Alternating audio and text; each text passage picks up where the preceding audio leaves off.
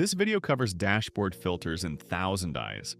Dashboard filters allow you to apply a single set of filters to an entire dashboard, making it easy to visualize and isolate different services, geographic regions, or user groups without changing the underlying widgets or settings.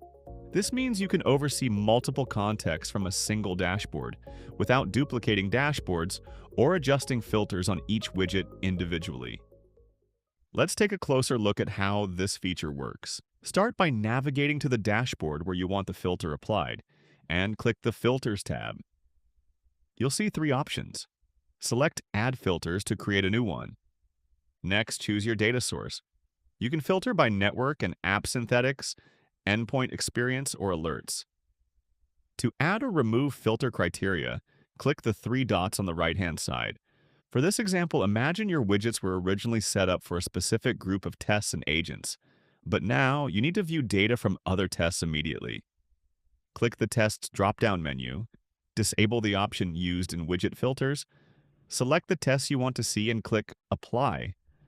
Your dashboard will automatically update, showing only the tests and agents that match the filters you selected. To narrow down what you see under the filter options, you can also use agents, test tags, and agent tags. Keep in mind that any existing filters applied at the widget level will be replaced by the dashboard level filter. To make things easier, you can also save your filter choices as a filter set for future use by clicking Filters, then selecting Save Filters. In the Save Filter side panel, enter a unique name for your filter. Add a description to help you remember its purpose.